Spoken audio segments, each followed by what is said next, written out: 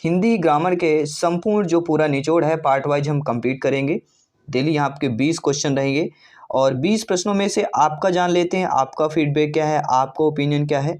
और उन शब्दों के यहाँ पे ग्रामर पे कंबाइंड किया गया है जो शब्द थोड़ा कठिन होते हैं, ठीक है, कहीं कहीं बुक पर भी आपको नहीं मिलेंगे, ठीक है। तो चलिए टॉप 20 में से अपना इसको ज़रूर शेयर कीजिएगा, फीडबैक कीजिएगा। चलिए शुरुआत करते हैं। पहला प्रश्न आप लोगों के स्क्रीन पर है, नवरात्र में कौन सा समास होगा। से एक सरल प्रश्न से शुरुआत कर रहे हैं।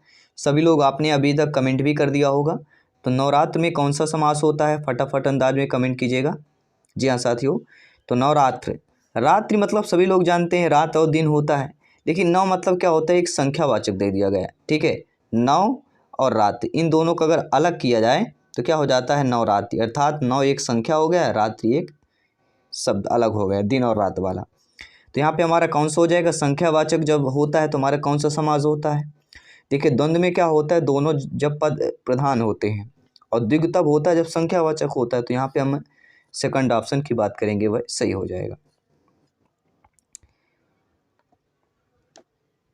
दूसरा प्रश्न है, उल्लास का संधि विच्छेद क्या होगा, सभी लोग बताना है। संधि विच्छेद की बात करेंगे, उल धनलास, उल धनलास, उद धनलास या उल धन आस। सभी लोग जानते हैं संधि नाम और संधि विच्छेद दोनों की बात करेंगे। पहले उल्लास का हम संधि विच्छेद कर लेते हैं। तो उल्लास का संधि विच्छेद क्या होता है, उत धनलास होता है। उत में क्या होना चाहिए, ता में हलंत होना चाहिए, यानी हम किसकी बात करेंगे, व्यंजन संधि की बात करेंगे, ठीक है। उद्धन लास्ट में हमारा कौन सा संधि हो जाती है, व्यंजन संधि की बात करेंगे। तीसरा है, निम्नलिखित में से देशज शब्द को सुनना है। करम हो गया, गड़बड़ हो गया, परिवार हो गया, किसन हो गया। देखिए हम यहाँ पे किसकी बात करेंगे, देशज शब्दों की बात करेंगे। तो देखिए देशज शब्द वो होते हैं जो हम आमतौर पर अपने बोली पर बोलते हैं, आमतौर पर जो हम भाषा घर में बोलते हैं, ठीक है, लोकल लैंग्वेज जो हम कह सकते हैं, तो उनको देशज शब्द कहते हैं। तो देखिए जो कहते हैं ना, गड़बड़ हो गई, लोटा वोटा, ठीक है, ये क्या होता है हमारा, ये देशज शब्द कहलाते हैं। आम भाषा में जो बोली जाने वाली होती, लोकल लैंग्वेज, लोकल भाषा की बात करेंगे। तो यहाँ पर देशज शब्द हमारा गड़बड़ हो जाएगा। कहते हैं यार बहुत गड़बड़ हो गया, आज का काम गड़बड़ हो गया, यानी वे शब्द जिनकी उत्पत्ति के मूल का पता ना हो, परंतु ये प्रचलन में जरूर होते हैं। उनको उत्पत्ति का मूल का नहीं पता होता कि ये कैसे उत्पत्ति हुई, लेकिन प्रचलन में बहुत ज़्यादा होते हैं। ऐसे ही शब्द देशज शब्द कहलाते हैं। ये आमतौर पर हमने बात ही किया कि लोकल लैंग्वेज अर्थात क्षेत्रीय भाषा में प्रयोग किए जाते हैं। लोटा, कटोरा, डोंगा, डिबिया, खिड़की, खिचड़ी, पगड़ी, चषक, चिड़िया, जूता, ठेठ, ठुमकी, तेंदुआ, फुनगी, कलई, ये सारे आपके आ जाते हैं देशज शब्द। अगला, निम्नलिखित में से एक संयुक्त स्वर है। देखिए सभी लोग जानते होंगे संयुक्त स्वरों की संख्या टोटल हमारी कितनी है, सभी लोग बताइएगा। संयुक्त स्वरों की संख्या टोटल 4 है, और इनमें से संयुक्त स्वर जो कहला जाएगा हमारा सेकंड ऑप्शन अ वाला, ठीक है। संयुक्त स्वरों की संख्या कितनी है, 4 है। कौन कौन से आते हैं, सभी परिचित होंगे। जैसे आ और ई मिलके ए बनता है, आ उ मिलके ओ बनता है, आ ए मिलके आई बनता है, आ ओ मिलके ओ बनता है। ये 4 हमारे, यानी 2 स्वरों के संयुक्त रूप से जो बनता है वह संयुक्त स्वर कहलाते हैं, और ये 4 हमारे संयुक्त स्वर हैं, आप लोगों के स्क्रीन पर है, ए ओ आई औ, नोट कर लीजिएगा। अगला, तुम वह और पिकनिक मनाने जाएंगे। अब देखिए समझिए गए प्रश्न को, तुम वह और मैं, ये 3 शब्द दे दिया गया है। कौन सा वाक्य किस वचन का हो जाएगा, बहुवचन का, द्विवचन का, एक वचन का। ये देखिए यहाँ पे ये होगा कि मैं पिकनिक मनाने जाऊंगा या गया था, यहाँ पे एक वचन हो जाता, ठीक है। हम और तुम या तुम और हम पिकनिक मनाने जाएंगे, ये द्विवचन हो जाता। लेकिन यहाँ पे दिया गया तुम वह और मैं, ये 2 से अधिक संख्याएं हो जाती, तो यहाँ पे हमारा क्या हो जाएगा, बहुवचन की वाक्य हो जाएगा। पहला ऑप्शन सही हो जाएगा, क्योंकि शब्द के एक रूप से अधिक होने का बोध होता है, वहाँ बहुवचन होता है। जैसे घोड़े, नदियाँ, ये सारे बहुवचन के आपके एग्जाम्पल्स हैं, उदाहरण हैं। अगला है, कागा तद्भव शब्द का तत्सम रूप बताना है। काकय होगा, कौवा होगा, काक होगा, काग होगा। देखिए कौवा शब्द का तद्भव जो होता है वह क्या होता है, काग, और कागा तद्भव शब्द का हमें तत्सम बताना है। कागा तद्भव शब्द है और इसका तत्सम बताना है। तो तद्भव शब्द वे कहलाते हैं जो संस्कृत से डायरेक्टली लिए जाते हैं। काग के भाग बड़े सजनी, हरि हाथ से ले गए माखन रोटी, ये आपने पढ़ा होगा। तो कागे का आपके तद्भव है। अब तत्सम शब्द क्या होते हैं सभी लोग जानते होंगे। तो तत्सम शब्द हमारा यहाँ क्या हो जाएगा, कागा का तद्भव शब्द का तत्सम बताना है, तो हमारा यहाँ पे काक हो जाएगा, थर्ड वाला ऑप्शन। ठीक है, अगला प्रश्न देख लीजिएगा, मुनिवर में कौन सा समास होगा। तत्पुरुष समास होगा, अव्ययीभाव समास होगा, कर्मधारय समास होगा, द्विग समास होगा। इस समय मध्य प्रदेश में केवल चुनाव चर्चा में चल रहा है, सभी जगह चुनाव प्रचार प्रसार में जोरों से हो रहा है, चाहे सरपंच पद की बात करें, जनपद की बात करें, ठीक है, जिला सदस्य की बात करें, ठीक है, सारे चुनाव जोरदार चल रहे हैं चारों तरफ जहां देखो बस। ठीक है, लेकिन हम बात करेंगे चुनाव ठीक है, अपना वोट है, अपना मत है, अधिकार सभी को देना चाहिए और उसी को चुनिए जो आपके लिए, ठीक है, पूरे गांव के लिए, पूरे राज्य के लिए, पूरे डिस्ट्रिक्ट के लिए काम आ सके, उसी को चुनना है। क्योंकि आप जिसे चुनते हैं वही अब हाल हो रहा है एमपी में गवर्नमेंट का वैकेंसी का, आप सभी लोग परिचित होंगे क्या हाल है। अभी तक रिजल्ट नहीं आ रहा है, सभी परिचित होंगे, बाकी ज़्यादा डिटेल से बताने की ज़रूरत नहीं है। ठीक है, चलिए प्रश्न की बात करेंगे, मुनिवर में कौन सा समास होगा। देखिए मुनिवर हम किसे बोलते हैं, या कहते हैं जो कहीं रहते हैं, अपना ध्यान केंद्रित करते हैं या कहीं आश्रम में रहते हैं, मतलब उनको कर्मधारय समास का बात करेंगे। ठीक है, मैं डायरेक्टली बात करूँगा।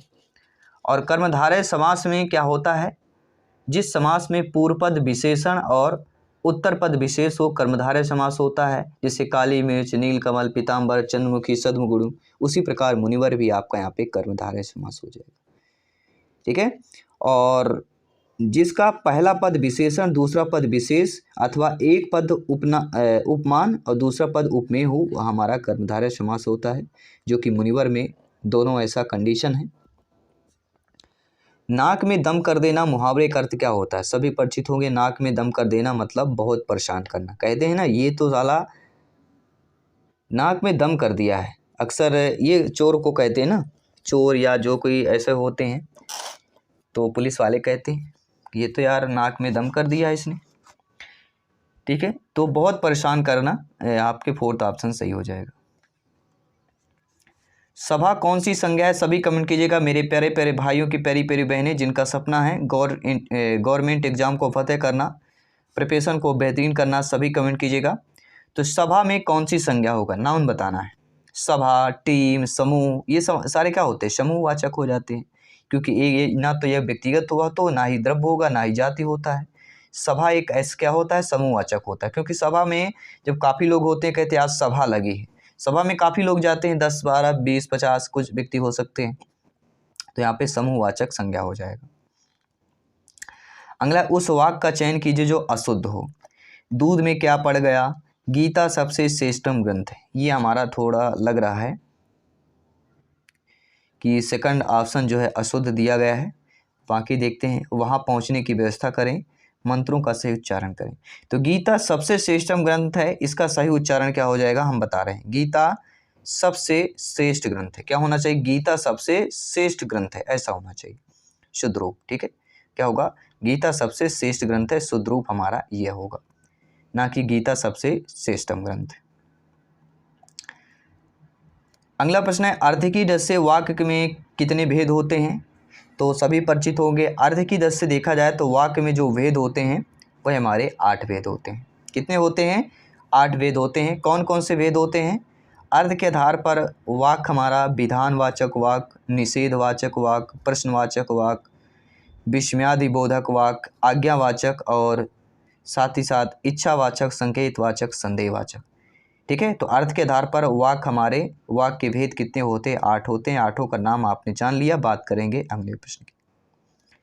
मेधा शब्द से विशेषण कौन बनेगा, जी हाँ, शब्द क्या है आपका मेधा, और मेधा शब्द से आपको क्या बनाना, विशेषण बनाना है। तो मेधा शब्द से विशेषण जो बन जाएगा वो हमारा क्या बन जाता है, मेधावी बन जाता है। मेधा शब्द का विशेषण क्या हो जाएगा, मेधावी हो जाएगा यहाँ पे। ठीक है, यहाँ पे थर्ड ऑप्शन आप लोगों का सही हो जाएगा। अगला प्रश्न है जय की विलोमार्थी क्या हो जाएगा? अजय हो जाएगा, विजय हो जाएगा, पराजय होगा, या इनमें से कोई नहीं। तो जय का विलोमार्थी क्या होता है? पराजय होता है। और जय का समानार्थी विजय होता है। अगला प्रश्न स्क्रीन पर है। अगला प्रश्न है कौन सा शब्द में अनुनासिकता दिया गया है? सौंदर्य की बात करेंगे, संचित की बात करेंगे, संपत्ति की बात करेंगे, सौंपने की बात करेंगे। तो ऐसा शब्द जो अनुनासिकता जिसमें होती है। तो अनुनासिक वे शब्द होते हैं जो उच्चारण के साथ साथ नाक से भी थोड़ा बहुत उच्चारण हो जाता है। तो चलिए ट्राई करते हैं। सौंदर्य, संचित, संपत्ति, सौंपना। जब ये सौंप बोलते हैं तो अ आ जाता है। अ में ओ की क्या है? बिंदी आ जाती है। तो हमारा नाक का उच्चारण यहाँ पे हो जाता है। तो हमारे अनुनासिकता में हमारा कौन शब्द हो जाएगा? सौंपना। ठीक है। जिन स्वरों के उच्चारण के मुख के साथ साथ नासिका अर्थात नाक की भी सहायता लेनी पड़ती है, अर्थात जिन स्वरों का उच्चारण मुख और नासिका दोनों से किया जाता है, अनुनासिक कहलाते हैं। फॉर एग्जाम्पल हंसना, आँख, ऊँट, में, है, सरसों, परसों आदि में चंद्रबिंदु या केवल बिंदु आया है, वह हमारे अनुनासिक हो जाएंगे। अब आप बोलेंगे चंद्रबिंदु तो सभी में है, संपत्ति में है, संचित में है, सौंदर्य है, लेकिन सौंपना में आप देखेंगे ज़्यादातर उच्चारण आपका अनुनासिकता की बात करेंगे। अगला है रवि तनिया शब्द का पर्यायवाची क्या हो जाएगा? सभी बताइएगा। शूर, पुत्री, शरीर, कालिंदी। देखिए साथियों, रवि तनिया शब्द का पर्यायवाची बताना है तो हमारा हो जाएगा कालिंदी। क्यों हो जाएगा? क्योंकि कालिंदी का जो रवि तनिया का जो पर्यायवाची होता है, शूर सूता होता है, तरुणी होता है, तनुजा होता है, यमुना होता है, कालिंदी होता है। अगला वृद्धि का विलोमार्थी क्या होगा? वृद्धि का विलोम अर्थ वाला। वृद्धि मतलब लगातार वृद्धि होना, और ह्रास मतलब क्या होता है? लगातार कमी होना। तो इन दोनों का वृद्धि का विलोमार्थी हमारा क्या हो जाएगा? सभी परिचित होंगे। हम बात करेंगे ह्रास अर्थात कमी। थर्ड वाला ऑप्शन सही हो जाएगा। नो डाउट, आई होप आप सभी लोग अच्छे तरीके से कमेंट कर रहे होंगे, अपना फीडबैक कर रहे हैं, अपना स्कोर बता रहे होंगे।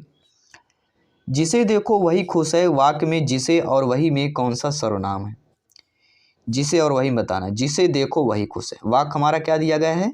जिसे देखो वही खुश है। और इसमें आपको बताना है कि कौन सा सर्वनाम वही में है और जिसे और वही में कौन सा है।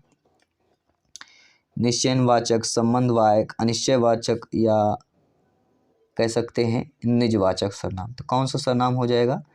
जिसे देखो वही खुश है। तो जिसे और वही में जो हमारा हो जाता है यहाँ पे संबंधवाचक। जिसे देखो वही खुश है, यहाँ पे संबंधवाचक सर्वनाम हो जाएगा। अगला प्रश्न है व्याकरणिक रूप से शुद्ध कौन सा दिया गया है? तो व्याकरण की दृष्टि से शुद्ध वाक्य बताना है। डॉक्टर साहब आपको बुलाएं, आपको डॉक्टर साहब बुलाए हैं, डॉक्टर साहब ने आपको बुलाया है, डॉक्टर साहब ने बुलाया है आपको। देखिए हमेशा अक्सर देखते हैं कि जब मेडिकल या कहीं डॉक्टर्स के पास हम दिखाने जाते हैं, जो बीमारी आती है, कुछ न कुछ दिक्कत होती है हमारी बॉडी पर, हमारे शरीर पर, तब हम दिखाने जाते हैं तो एक नंबर लगता है, लाइन लगती है, और वहाँ पे एक व्यक्ति होता है कंपाउंडर या कह सकते हैं, वो आपको बताता है डॉक्टर साहब आपका नंबर आ गया है, आपको बुलाया गया है। तो यहाँ पे जो शुद्ध वाक्य हो जाएगा हमारा व्याकरण की दृष्टि से, तो डॉक्टर साहब ने आपको बुलाया है। थर्ड वाला ऑप्शन सही हो जाएगा। चलिए अगला प्रश्न देख लेते हैं। 19 नंबर पर 19वां प्रश्न है जिन ढूंढा तिन पाइयाँ गहरे पानी पैठ, कहावत का सही अर्थ क्या हो जाएगा? तो यहाँ पे कहावत का सही अर्थ हो जाएगा पानी में डूबना। क्या हो जाएगा? जिन ढूंढा तिन पाइयाँ गहरे पानी पैठ में कहावत हो जाएगा पानी में डूबना।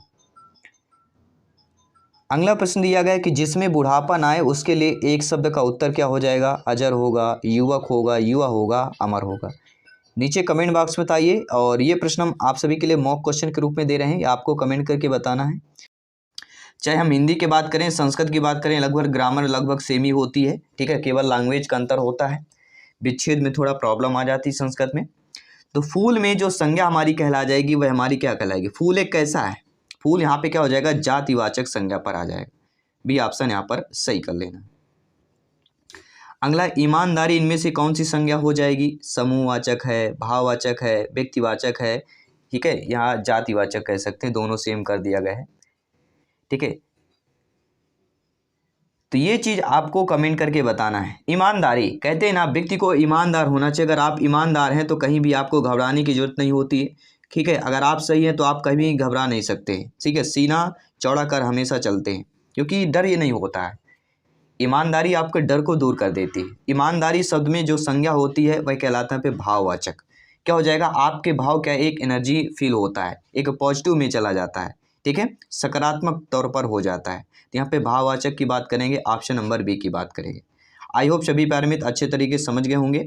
ईमानदारी किसी व्यक्ति के अच्छे स्वभाव का प्रतीक होता है और ईमानदारी शब्द हमारा क्या हो जाएगा, भाववाचक संज्ञा कहलाएगा। अगला है लंबोदर, इनमें से कौन सा शब्द होगा, योग, रूढ़, रूढ़, यौगिक। आपको पता है देशज, विदेशज, यौगिक, रूढ़, यौगिक, योग, रूढ़, ये सारे शब्द पूछे जाते हैं। तो आपने पढ़ा होगा, कंसेप्ट तो जरूर पता होगा। लंबोदर में कौन सा शब्द होगा, चलिए फटाफट अंदाज में सभी आप पे कमेंट कीजिएगा। मेरे प्यारे प्यारे भाइयों की प्यारी प्यारी बहनें जिनका सपना है गवर्नमेंट एग्जाम को फतेह करना, गवर्नमेंट एग्जाम प्राप्त करना, सभी यहाँ पे कमेंट कीजिएगा। तो लंबोदर में कौन शब्द है, देखिए लंबा है उधर जिसका, यो आपका समास हो जाता है लेकिन यहाँ पर क्या पूछा गया है, शब्द कौन सा शब्द है। तो लंबोदर आपका योग रूढ़ शब्द कहला जाएगा। कौन सा शब्द कहला जाएगा आपका, लंबोदर जो है योग रूढ़ कहलाता है। देखिए योग रूढ़ वे शब्द होते हैं जो या वे शब्द जो यौगिक तो होते हैं परंतु जिसका अर्थ रूढ़ अर्थात विशेष अर्थ हो जाता है, योग रूढ़ शब्द कहलाते हैं। ये समान अर्थ को प्रकट ना कर किसी विशेष अर्थ को प्रकट कर रहे हैं। जैसे यहाँ पे लंबोदर, ये समान अर्थ को नहीं कर रहे हैं, विशेष का है। लंबोदर हो गया, जलज हो गया, चौपाई हो गया, ये सारे योग रूढ़ शब्द कहलाते हैं। सेकंड है रूढ़ जो शब्द होता है। रूढ़ शब्द वो होता है जिसका कोई भी खंड सार्थक नहीं होता है। अगर इसको अलग करेंगे तो इसका खंड सार्थक आपको नहीं निकलेगा। फॉर एग्जाम्पल नाक, जल, आग, ये हमारे क्या कहलाते हैं, आपके रूढ़ शब्द कहलाते हैं। और आपको होता है एक यौगिक जो सी ऑप्शन पर दिया गया है। यौगिक वे शब्द या दो से अधिक सार्थक शब्द खंडों के योग से निर्मित हो, वह यौगिक कहलाता है। तो योग रूढ़ आपने समझ लिया, पहले हमने बता दिया आपको कि वे यौगिक होते हैं परंतु विशेष अर्थ होता है इनका, वही हमारे योग रूढ़ होते हैं।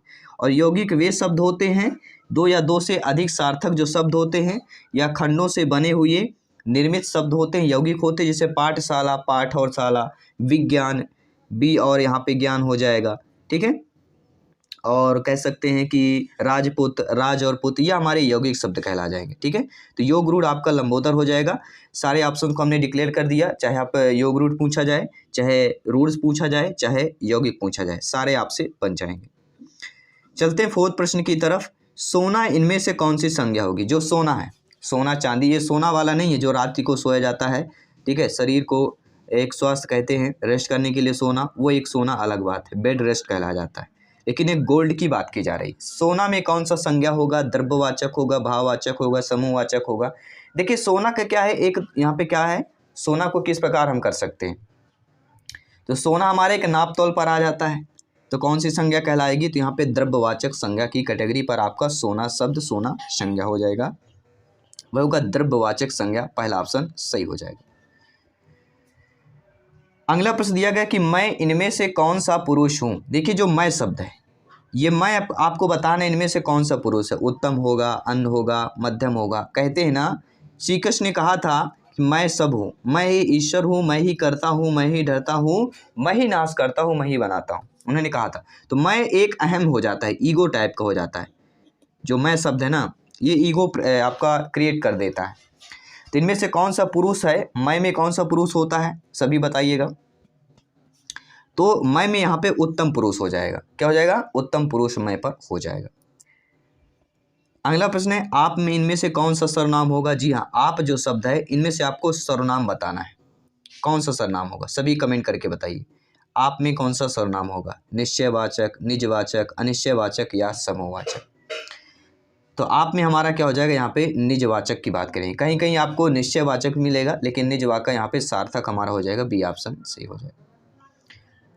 अगला है पुष्प, इनमें से कौन सा शब्द है, तत्सम होगा, देशज होगा, विदेशज होगा या तद्भव की बात करें। नीचे कमेंट बॉक्स से फटाफट अंदाज में कमेंट कीजिएगा। तो पुष्प कौन सा शब्द कहलाएगा। देखिए सभी लोग जानते हैं पुष्प जो शब्द होता है वह हमारा क्या कहलाता है, तत्सम शब्द है। जो संस्कृत से डायरेक्टली आपके हिंदी में लिए जाते हैं, डायरेक्टली लिखे जाते हैं, ठीक है, बोले जाते हैं, वह हमारे तत्सम कहलाते हैं, ठीक है। और अगर पूछा जाए कि पुष्प का तद्भव शब्द होगा तो पुष्प का तद्भव हमारा क्या होता है, फूल होता है, ठीक है। अगर यहाँ पे पूछा जाता है कि पुष्प का तद्भव बताइए तो पुष्प का तद्भव हमारा फूल हो जाएगा, या फूल कौन सा शब्द है तो फूल यहाँ पे तद्भव हो जाएगा और पुष्प हमारा तत्सम हो जाएगा। अगला प्रश्न है ख्याल। जो ख्याल शब्द है, कहते हैं ना उसका ख्याल रखना, मैं जाता हूँ बच्चों का ख्याल करना, मैं जा रहा हूँ इन बच्चों को देखना, ख्याल रखना मतलब क्या है, ध्यान रखना। तो ये ख्याल जो शब्द है कैसा है, तद्भव है, विदेशज है, देशज है, या इनमें से कोई नहीं। देखिए जो ख्याल शब्द है ये हमारा जो शब्द कहलाता है विदेशज शब्द कहलाता है। अब विदेशज शब्द किन्हें कहा जाता है, सभी लोग अगर पता होगा, ठीक है, देशज विदेशज आपने शायद पढ़ा होगा शब्दों के बारे में, ठीक है। तो देशज और विदेशज दोनों शब्दों के बारे में बात कर लेते हैं। देखिए विदेशज की बात करें जिसे हम आगत भी कहते हैं। विदेशज शब्द की उत्पत्ति विदेश धन जा के योग से हुई है, जिसका अर्थ क्या होता है, विदेश में जन्मा। विदेशज शब्द उन शब्दों को कहते हैं जो किसी विदेशी भाषा से आए हैं, और विदेशी भाषा से आने के कारण ही इन्हें आगत शब्द की संज्ञा दी जाती है, ठीक है। तो हमारा यहाँ पे क्या हो जाएगा, ख्याल जो हमारा क्या हो जाएगा, या आपका विदेशज शब्द की बात करेंगे। अगला पावर का उच्चारण स्थान क्या होता है, एक पा हो गया, ये वर्ग कहलाता, पा फा बा भा मा, ये पावर कहलाता है। और एक वर्ग में 5 वर्ण होते हैं, सभी को पता होगा, का खा गा घंगा च छ ज ज ञ ट ठ ड ढ न त थ द ध न प फ ब म या रा ला व शाह क्षत्रज्ञ, ये आपके क्या होते हैं, वर्ग कहलाते हैं, 5 वर्ण को। उसी प्रकार पा वर्ग जो होता है, पा फा बा भा मा, इसको उच्चारण स्थान क्या होता है, तो पा फा बा भा जब बोलते हैं हमारे ओंठ क्या है, दोनों में टकराते हैं, दोनों आपस में टच करते हैं, तो क्या हो जाएगा, ये हमारा ओष्ठ उच्चारण स्थान कहला जाएगा। थर्ड ऑप्शन यहाँ पे सही हो जाएगा। अगला प्रश्न है तेंदुआ इनमें से कौन सा शब्द है। जी हाँ, तेंदुआ आपने देखा होगा, सुना होगा, ठीक है, किताबों में देखा होगा, ठीक है, वीडियो में देखा होगा, यूट्यूब में देखा होगा, ठीक है। तो तेंदुआ जो शब्द है ये कौन सा शब्द है, तो तेंदुआ शब्द जो होता है ये देशज शब्द कहलाता है। देशज शब्द या देसी शब्द कह सकते हैं। इन शब्द देशज शब्द की उत्पत्ति जो है देश धन जा के योग से हुई है, जिसका अर्थ क्या होता है, देश में जन्मा, ठीक है। तो ये तेंदुआ जो शब्द है देश में जन्मा हुआ है, इसी देश में, हमारे देश में, हिंदुस्तान पर जन्मा हुआ है। अगला प्रश्न है गोल इनमें से कौन सा विशेषण है। अब देखिए गोल जो विशेषण है परिणामवाचक है, कोई नहीं है, सार्वनामिक है, या गुणवाचक विशेषण है। तो जो गोल शब्द है ये किस प्रकार का विशेषण है, तो गोल शब्द यहाँ पे क्या हो जाएगा, गोल है, मतलब कोई चीज़ अगर वृत्त कैसा होता है, वृत्त एक गोल होता है, गेंद कैसी होती है, गोल होती है, तो इसका क्या होता है, ये एक गुण है इसका। तो गोल एक क्या हो जाएगा, बॉल कैसी होती है, गोल होती है, इसका बाल का क्या एक गुण हो जाता है, तो यहाँ पे गुणवाचक विशेषण हो जाएगा। गोल क्या हो जाएगा, एक गुणवाचक विशेषण हो जाएगा। कोई इनमें से कौन सा विशेषण है, अब विशेषण बताना है, कोई शब्द का जो है कौन सा विशेषण है। कहते हैं ना कोई ना कोई होना चाहिए, कोई तो होना चाहिए, ठीक है। तो जो कोई ये शब्द है इसमें कौन सा विशेषण होगा, तो इसमें आपका सार्वनामिक विशेषण हो जाएगा। क्या हो जाएगा, कोई जो शब्द है सार्वनामिक विशेषण की कैटेगरी पर आ जाएगा। अगला प्रश्न देख लेते हैं, पुस्तक कौन सा शब्द है भैया, विदेशज है, तत्सम है, तद्भव है, या देशज की बात करेंगे। देखिए पुस्तक शब्द दिया गया है, नोट कर लीजिएगा ध्यानपूर्वक। पुस्तक जो शब्द है हमारा तत्सम है। आपने देखा होगा संस्कृत में भी पुस्तकम या पुस्तकम ऐसे लिखा जाता है, पुस्तकम लिखा होगा। तो पुस्तक जो शब्द है यह संस्कृत से डायरेक्टली आपके हिंदी में यूज होता है, प्रयोग होता है, इसलिए हम तत्सम शब्द की बात करेंगे। अगला है तुम जा रहे हो कौन सा काल गलत है। तुम जा रहे हो, वर्तमान काल, भविष्य काल, भूतकाल। देखिए तुम जा रहे हो ये कौन सा काल है, तो तुम जा रहे हो ये काल हो जाएगा हमारा वर्तमान।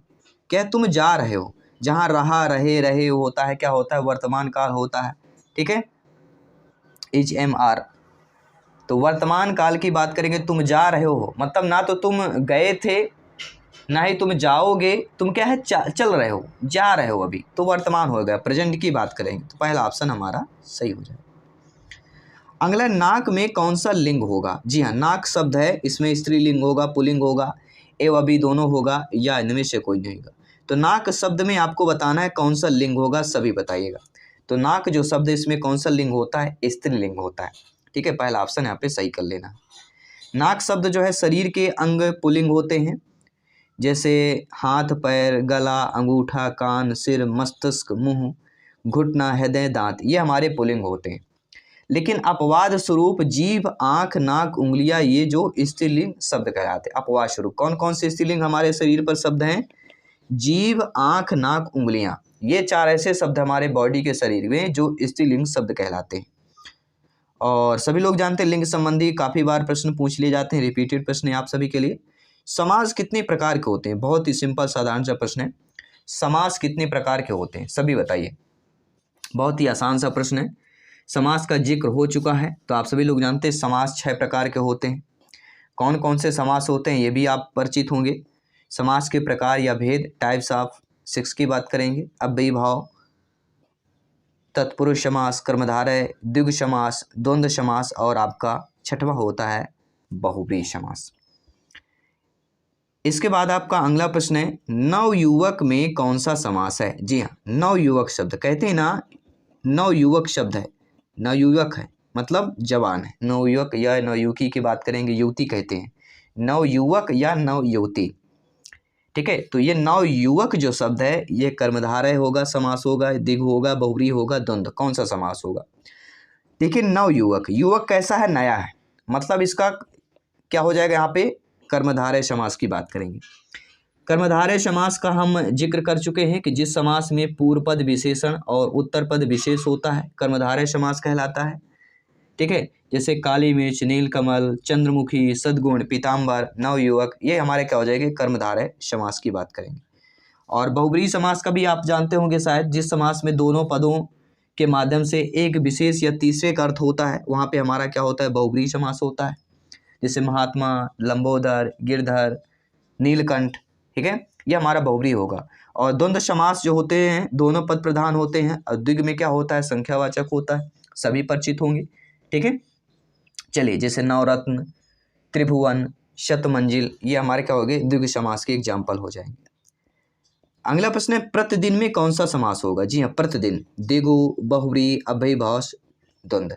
देखिए प्रतिदिन यहाँ पे दिया गया है, यहाँ पे ये नहीं दिया गया कि कितने दिन, प्रतिदिन दिया गया है, तो प्रतिदिन हमारा क्या हो जाएगा? यहाँ पे आपका अव्ययी भाव समास हो जाएगा, क्योंकि जिस समास के पूर्व पद अव्यय होता है वहाँ पे अव्ययी भाव समास होता है। जैसे यथा स्थान, आजीवन, इसी प्रकार प्रतिदिन। ठीक है, तो ये हमारा क्या हो जाएगा? आपका अव्ययी भाव समास की बात करेंगे। चलिए बात कर लेते हैं अगले प्रश्न की। अगला प्रश्न आप लोगों की स्क्रीन पर है और ये टॉप 20 क्वेश्चनों का आपके हिंदी ग्रामर, हिंदी व्याकरण का रहता है। 20 में से आप जरूर शेयर कीजिएगा अपना फीडबैक। नीलकंठ में कौन सा समास होगा? ये हमने आपको एग्जाम्पल के तौर पर बताया भी था जस्ट पिछले क्वेश्चन। ठीक है, तो महात्मा, लंबोदर, गिरधर, मक्खी चूस, जी हाँ मक्खी चूस, बहुत कंजूस व्यक्ति, ये भी बहुव्रीहि समास का एग्जाम्पल है। तो नीलकंठ भी आपका नीला है, क्या कहते हैं? नीला कंठ है जिनका अर्थात शिव जी, तो यहाँ पे ये भी आपका बहुव्रीहि समास पर आ जाएगा। और 20वां प्रश्न आप लोगों की स्क्रीन पर है कि पाप पुण्य में कौन सा समास होगा? बेहतरीन, सरल, बेहतरीन, इजली एकदम से प्रश्न है। द्वंद्व होगा, दिग होगा, अव्ययी भाव होगा, ये इनमें से कोई नहीं। तो पाप और पुण्य में कौन सा समास होगा ये आपको कमेंट करके फीडबैक करके बताना है। और टॉप लोगों का फीडबैक कितना है? पहला प्रश्न है, बघेली बोली का संबंध किस उपभाषा से है? राजस्थानी, पूर्वी हिंदी, बिहारी या पश्चिमी की बात करें। नीचे कमेंट बॉक्स बना हुआ है, सभी अपना अपना फीडबैक कमेंट करेंगे। तो हम किसकी बात करेंगे? पूर्वी हिंदी। जी हाँ साथियों, बघेली बोली का संबंध किस उपभाषा से है? तो आपके पूर्वी हिंदी उपभाषा से हो जाएगा, सेकंड ऑप्शन सही हो जाएगा। हिंदी की 5 उपभाषाओं में से एक पूर्वी हिंदी की 3 प्रमुख बोलियां हैं, अवधी, बघेली और छत्तीसगढ़ी। इस प्रकार बघेली संबंध पूर्वी हिंदी अर्थात उपभाषा से हिंदी की यह उपभाषा कहलाती है। अगला प्रश्न आप लोगों के स्क्रीन पर है। प्रश्न पूछा जा रहा है कि हिंदी भाषा की बोलियों के वर्गीकरण के आधार पर छत्तीसगढ़ी बोली पूर्वी हिंदी है, पश्चिमी है, पहाड़ी है, राजस्थानी है। पिछले क्वेश्चन हमने आपको डिटेल के साथ बताया भी था, अगर आपने ध्यानपूर्वक सुना होगा तभी आपने कमेंट भी कर दिया। हिंदी भाषा की बोलियों के वर्गीकरण के आधार पर देखा जाए जो छत्तीसगढ़ की बोली है वो भी आपकी पूर्वी हिंदी। हमने क्या बताया, हिंदी की 5 उपभाषाओं में उपभाषाएं जो होती हैं, एक पूर्वी हिंदी की 3 प्रमुख बोलियां हैं, अवधी, बघेली और छत्तीसगढ़, ये आपको ध्यान देना है। और यहाँ पे क्या दिया गया है, ठीक है, तो बोलियों के वर्गीकरण के आधार पर छत्तीसगढ़ की बोली भी आपकी क्या हो जाएगी, पूर्वी हिंदी की बात करेंगे। तीसरा प्रश्न है, निम्नलिखित में से कौन सी भाषा संस्कृत भाषा की अपभ्रंश है, खड़ी बोली, ब्रजभाषा, अवधी या पाली की बात करेंगे। देखिए भाषा जो है संस्कृत भाषा की जो अपभ्रंश कहलाती है वह हमारी कौन सी कहलाती है, पाली। डी ऑप्शन यहाँ पर सही हो जाएगा। आई होप सभी प्यारे मित्र अच्छे तरीके से समझ पा रहे होंगे, फीडबैक भी कर पा रहे होंगे। हिंदी के प्रसिद्ध कहानीकार कौन है, प्रेमचंद है, हजारी प्रसाद द्विवेदी, जयसी हो गए, मोहन राकेश की बात करेंगे। सभी जानते हैं, परिचित है, हिंदी प्रसिद्ध अगर कहानीकार का नाम आता है प्रेमचंद आता है। और अगर यह प्रश्न पूछा जाता है कि हिंदी की प्रथम कहानी का दर्जा किसे प्रदान किया गया है, तो इंदुमती को किया गया है। और इसके लेखक किशोर लाल गोस्वामी द्वारा कृतित है। कृति मतलब होता है लिखना, इंदुमती है, और हिंदी की प्रथम कहानी का दर्जा प्राप्त है। और एक आपकी है देवरानी जेठानी की कहानी की बात करेंगे, ठीक है, लेखक पंडित गौरी दत्त जी हैं। तो आई होप समझ गए होंगे दोनों चीज़ें। आइए बात करेंगे अगले प्रश्न की। ब्रजबुली नाम से जानी जाती है पंजाबी, मराठी, गुजराती, पुरानी बांग्ला। सभी कमेंट कीजिएगा मेरे प्यारे प्यारे भाइयों की प्यारी प्यारी बहनें जिनका सपना है गवर्नमेंट एग्ज़ाम को प्राप्त करना, 100% फतह करना। सभी मेरे प्यारे मित्र, मेरे भाई बहन, मेरे यहाँ पे सभी कमेंट कीजिएगा। देखिए ब्रजबुली नाम से जो जानी जाती है वह हमारी पुरानी जो बांग्ला भाषा है उसको ब्रजबुली के नाम से यह जानी जाती है। अगला प्रश्न है, हिंदी भाषा किस लिपि में लिखी जाती है, गुरुमुखी, ब्राह्मी, देवनागरी, सौराष्ट्री। आप सभी परिचित होंगे, हिंदी भाषा जिस लिपि का जिक्र होता है वह देवनागरी है। हिंदी भाषा जो है किस लिपि में लिखी जाती है, देवनागरी लिपि पर लिखी जाती है। थर्ड ऑप्शन यहाँ पर सही कर लेना है। अगला प्रश्न है, ब्रज भाषा है, जो ब्रज भाषा होती है वह पूर्वी हिंदी है, पश्चिमी है, बिहारी है या पहाड़ी हिंदी है। तो कौन सी हिंदी कहलाती, सभी बताइएगा। ब्रज भाषा जो है आपकी कौन सी हिंदी कहलाती, तो वह हमारी पश्चिमी हिंदी कहलाती है, नोट कर लेना। आठवां प्रश्न दिया गया कि निम्नलिखित में से किसमें विसर्ग संधि है, उज्ज्वल, निश्चल, राजेंद्र, दुर्गम। सभी कमेंट करके बताइए, संधि के बारे में बता देना है। विसर्ग संधि है, ठीक है। और उज्ज्वल की बात करें, उज्ज्वल में आपका कौन सा होगा मैं बता देता हूँ। उज्ज्वल में जो है आपका कौन सा संधि होगा, इसमें सभी लोग बताइए। व्यंजन संधि की बात करेंगे, उत धन ज्वल। एंड राजेंद्र में गुण स्वर संधि हो जाएगा। तो ये अब आपको कमेंट करके बताना विसर्ग संधि किस में होगा, निश्चल में होगा या दुर्गम में होगा, या दोनों है, नीचे कमेंट करके बता दीजिएगा। अगला, दिए गए शब्दों में अशुद्ध वर्तनी शब्द वाला बताना है, जो अशुद्ध दिया गया हो। तो बहुत दिया प्रणाली। देखिए जो प्रणाली लिखी होती है वो हमारी कैसे लिखी होती है, प्रणाली, बड़ी ली होता है प्रणाली, यहाँ पे छोटी ली दिया गया है। तो हमारा जो सेकंड ऑप्शन है वह अशुद्ध वर्तनी हो जाएगा। बाकी बल की, उपयोग, बहुत, ये तीनों हमारे सही दिए गए हैं। तो according to question second option सही हो जाएगा, नो डाउट। आई होप आप सभी लोग समझ गए होंगे। बात करेंगे अगले प्रश्न की। पेंसिल शब्द में जेंडर कौन सा होगा, पुल्लिंग होगा, स्त्रीलिंग है, उभय लिंग है, या इनमें से कोई नहीं। देखिए पेंसिल शब्द अगर बात करें तो इसका जो जेंडर कहला जाएगा वह हमारा स्त्रीलिंग हो जाएगा। जैसे नाक हमने बताया था ना, नाक पिछले क्वेश्चन का, वो भी स्त्रीलिंग है, तो पेंसिल भी आपका स्त्रीलिंग पर आ जाएगा। तालव्य व्यंजन की बात करेंगे, तालव्य व्यंजन कौन से होते हैं, वे व्यंजन जो आपके, ठीक है, तालव होते हैं, जीभ के ऊपर वाले हिस्से को बार बार टच करते हैं, जो जीभ होती है। चा, छा, जा, झा बोलेंगे तो जिब्बा है ना ऊपर ताल में टकराती है, तो ये क्या हो जाएंगे, तालव्य व्यंजन कहला जाते हैं। पहला ऑप्शन सही हो जाएगा। बाकी पाफा, बाभा ये ओष्ठ कहलाते हैं। ता, था, दा, धा, ना, ठीक है, ये हमारे क्या कहते दंत वाले कहला जाते हैं।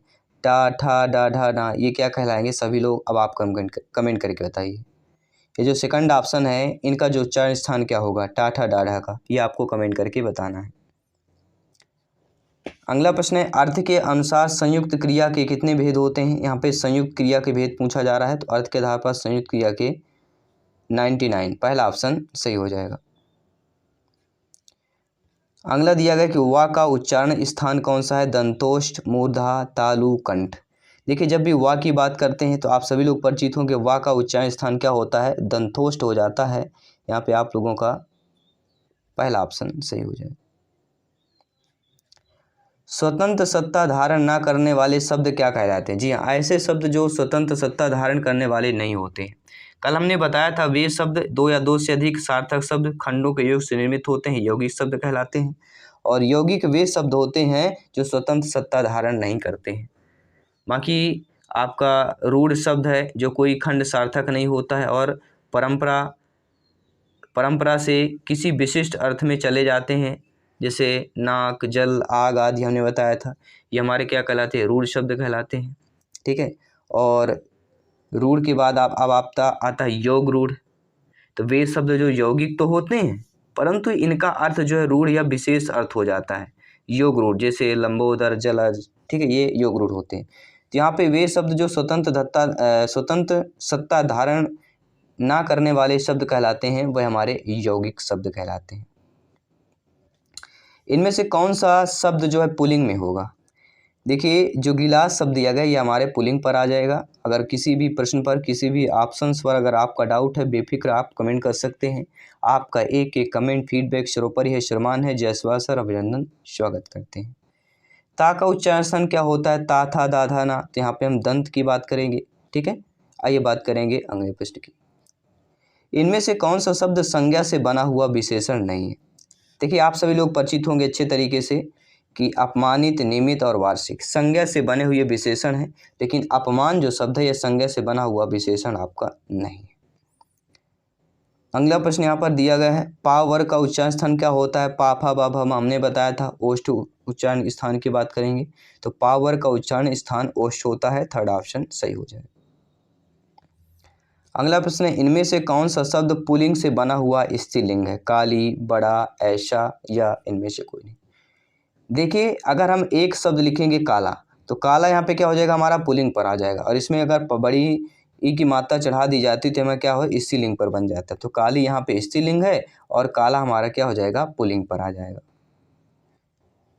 अगला प्रश्न है, दा ध्वनि का सही उच्चारण स्थान क्या होता है? तो दा, धा, ना, दा, धा, दा, ना हमने आपको बताया भी था। दंत की बात करेंगे।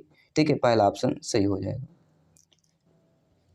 अगला प्रश्न, इनमें से कौन सा युग्म जो है सही दिया गया है? अंश से हिस्सा, उपकार का भलाई, कुल का किनारा, तरंग का घोड़ा। तो आपने पढ़ा होगा उपकार और भलाई। ठीक है, ये हमारा सही युग्म दिया गया है, बाकी युग्म आपके जो है असंगत दिए गए हैं। अब आपको सही संगत करके आपको कमेंट बॉक्स में आप लोग बता सकते हैं, फीडबैक कर सकते हैं। अगला दिया गया कि भाषा निर्माण की इकाइयों का सही अनुक्रम क्या होता है? तो भाषा निर्माण की इकाइयों का जो सही अनुक्रम होता है, शब्द, ध्वनि, वाक्य, पद होता है। शब्द, वाक्य, ध्वनि, पद होता है। पद, वाक्य, ध्वनि, शब्द होता है, या ध्वनि, शब्द, पद, वाक्य होता है। तो भाषा निर्माण की इकाइयों का सही क्रम ध्वनि, शब्द, पद और वाक्य। पद कहते हैं ना, इतने पद लिखे हुए थे, लाइन होती, पद होती है, लेकिन वाक्य जो होता है पूरा वाक्य कहला जाता है। पूरी लाइन की बात करेंगे। ठीक है, तो सभी आप समझ गए होंगे भाषा निर्माण की इकाइयों में वाक्य, ठीक है, और पद की बात करेंगे। आइए बात करते हैं अगले प्रश्न की। दिए गए शब्दों में शुद्ध वर्तनी वाला शब्द कौन सा होगा? आपको बताना है। सुषुप्ति, सुसप्ति, सुसप्ति, सुसुप्ति। अब देखिए सुसु कौन सा वाला होगा? खटकोण वाला होगा, श्रौता वाला होगा? ये आपको करना है। दो ऐसे लिखे हुए हैं, दो आपके ऐसे लिखे हुए हैं।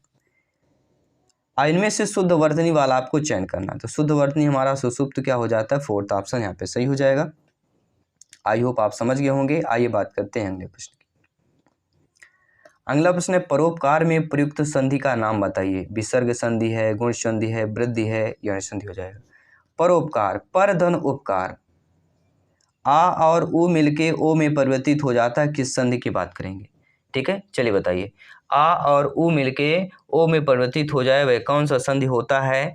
आ और ऋषि मिलकर अर में परिवर्तित हो जाए वह हमारी गुण संधि होती है। जब आ अथवा आ से ई अथवा ई से उ अथवा ऋषि संधि होती है, वहाँ पे ए, ओ, औ, अर हो जाता है। मतलब शब्द की बात करेंगे जहाँ पर आपका कौन सा आ जाए? ओ आ जाए, आ जाए, अर आ जाए। ओ और अर आता है, वहाँ पे हमारा गुण संधि की बात करेंगे। 25वां प्रश्न स्क्रीन पर दिया गया है, निम्नलिखित में से उपसर्ग रहित शब्द बताइए। जी हाँ, उपसर्ग रहित मतलब जिसमें उपसर्ग ना हो। सुयोग, विदेश, अत्यधिक, सुरेश। उपसर्ग रहित। अब देखिए उपसर्ग रहित शब्द मतलब क्या होता है, जिसमें शब्द है या नहीं है, ये भी कंफ्यूजन वाला होता है, कभी कभी बार हो जाता है। ठीक है, जैसे गुडनेस, ठीक है, गुड और गुडनेस, इनमें भी ज़्यादा कन्फ्यूजन हो जाता है कभी कभी। गुडनेस और गुडलेस दोनों। देखिए लेस मतलब क्या होता है, बिल्कुल एकदम से। गुडनेस मतलब बहुत ही अच्छा। उसी प्रकार उपसर्ग रहित शब्द आपको बताना है कौन सा होगा। सुयोग होगा, विदेश होगा, अत्यधिक होगा, सुरेश होगा। आपको कमेंट करके बताना है। और आप ये भी कमेंट करना है कि 25 में से देते हैं। पहला प्रश्न स्क्रीन पर है। हिंदी भाषा का जन्म किससे हुआ है? अपभ्रंश से, लौकिक संस्कृत से, पाली प्राकृत से या वैदिक संस्कृत से? आप सभी जानते होंगे शायद हिंदी भाषा का जन्म जो है किससे हुआ है? अपभ्रंश से हुआ है। किससे हुआ है? हिंदी की उत्पत्ति अपभ्रंश भाषाओं से है और अपभ्रंश भाषाओं की उत्पत्ति प्राकृत से है। प्राकृत अपने पहले की पुरानी बोलचाल की संस्कृत से निकली है और परिमार्जित संस्कृत भी, जिसे हम आजकल केवल संस्कृत कहते हैं, किसी पुरानी बोलचाल की संस्कृत से ये भी निकली है। दूसरा सेकंड प्रश्न है, इनमें से कौन सा शब्द जो है सर्वनाम से बना हुआ विशेषण है? मैं, वह, कोई, तेरा। सभी कमेंट कीजिएगा। तो इनमें से ऐसा शब्द जो आपके सर्वनाम से बना हुआ विशेषण कहलाया जाएगा वह कहलाएगा तेरा। ये क्या होगा? तेरा क्या होगा? ये सर्वनाम से बना हुआ विशेषण कहला जाएगा।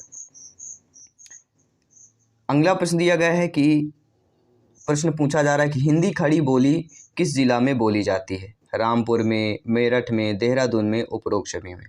तो आप सभी लोग परिचित होंगे कि हिंदी खड़ी बोली जो है आपके रामपुर, मेरठ, देहरादून इन सभी ज़िलों में बोली जाती है, अर्थात इनमें सभी हो जाएगा। और भी कुछ ज़िले हैं जैसे आपका मेरठ, बिजनौर, मुजफ्फरनगर, सहारनपुर, देहरादून के मैदानी भाग हो गया, अम्बाला हो गया, कलसिया और पटियाला के पूर्वी भाग हो गए, और रामपुर और मुरादाबाद। इन सभी ज़िलों में जो है आपका क्या बोला जाता है? हिंदी खड़ी बोली बोली जाती है। फोर्थ प्रश्न है, हिंदी भाषा किस लिपि में लिखी जाती है? सौराष्ट्री, ब्राह्मी, गुरुमुखी, देवनागरी। ये शायद हमने पिछले पार्ट में एक मॉक क्वेश्चन के रूप में भी पार्ट में दिया था, आप लोगों ने कमेंट बॉक्स में बताया था, लेकिन उसमें देवनागरी हमने ऑप्शन नहीं रखा। तो उसमें ऑप्शन हमने क्या रख दिया था? आपके कम्युनिटी पोस्ट पर क्वेश्चन कल किए थे, इनमें से कोई नहीं। ठीक है, तो हिंदी भाषा किस लिपि में लिखी जाती है? देवनागरी लिपि पर जो है लिखी जाती है। पांचवा प्रश्न है, इनमें से कौन सी शब्द जो है कालवाचक अव्यय है? अब से ऐसी बात नहीं होगी, वहाँ कहाँ जाएगा, सोहन उधर गया, वह पेड़ के नीचे है। देखिए कालवाचक अव्यय बताना है, तो अब से ऐसी बात नहीं होगी। अब से मतलब अब से, अस्से, अभी से, अब ऐसी बात नहीं होगी, तो ये कालवाचक अव्यय हो जाएगा। देखिए कालवाचक क्रिया विशेषण की बात करें, जो अविकारी शब्द किसी क्रिया के होने का समय बताते हैं उन्हें कालवाचक क्रिया विशेषण कहते हैं।